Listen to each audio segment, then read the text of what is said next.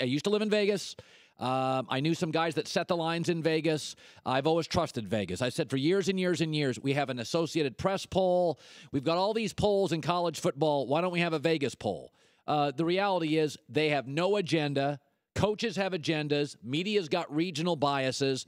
Vegas only cares about money. When it comes to sports, I go to Vegas. They don't care about anything. They're the ones that told the NBA, this Tim Donaghy referee, the games he's on, they're always hitting the over. Like, Vegas is the truth and the eyes of sports in America. They don't have biases.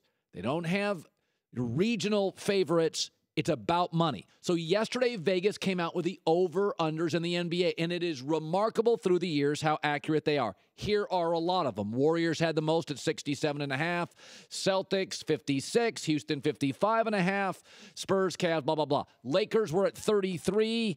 And the Chicago Bulls plummet, losing Jimmy Butler, adding pieces, but showing you the value of Jimmy Butler, they plummet to 21 wins. So here are the 5 things that I believe Vegas told you about their over-unders yesterday. Number 1 is the Lakers may be exciting, but they're way, way, way still young. Vegas has them as the 13th best team in the West and the 22nd best in the NBA. They are not remotely close to a playoff team in the West. Lonzo Ball's exciting. He's a baby. Brandon Ingram is exciting. He's a baby.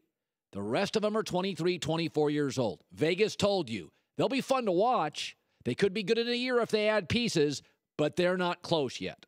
The second thing they told you, LeBron's going to rest again during the regular season, and the Cavs, despite losing Kyrie Irving, by adding Isaiah, by adding Crowder, by adding Derrick Rose, you're going to get basically the same Cleveland regular season team.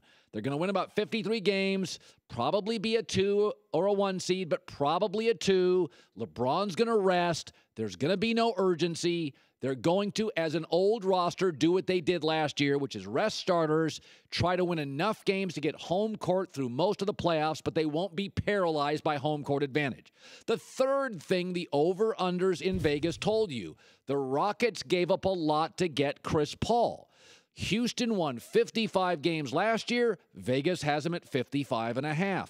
They gave up Lou Williams, a premier 3-shooter. Patrick Beverley, a premier defensive guard. Now, Chris Paul combined will be better in late games, better in big games.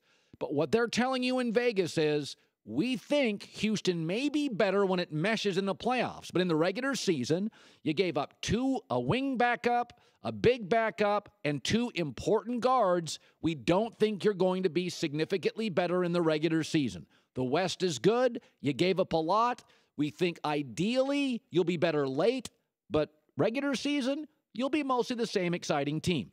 The fourth thing the over-unders told you in Vegas, the Timberwolves will finally make the big jump. Vegas likes Jimmy Butler. Jimmy Butler hasn't had a losing season even in college. High school, college, pros, he's really good. Chicago got stuff in return, and they plummeted 20 wins in Vegas. Vegas may like Karl Anthony Towns. They may like Andrew Wiggins. They think Jimmy Butler is the piece. So they finally, Minnesota is at 48.5 wins. That's near an elite team. And finally, the other thing that really jumped out to me is there is some skepticism in Vegas how well Russell Westbrook and Paul George are going to work. So last year they won 47. They have them now at 51.5. Clearly Vegas is saying Paul George helps. But I would have guessed much closer to 53, 54, 55. I mean, this to me is a team that can go, 55 and 20-something. Vegas doesn't see it. Vegas says slightly over 50 wins, going to take a while to mesh. We still don't love their bench. We don't know how Westbrook and Paul George will converge. So the 5 things Vegas told you about the NBA. Lakers still too young.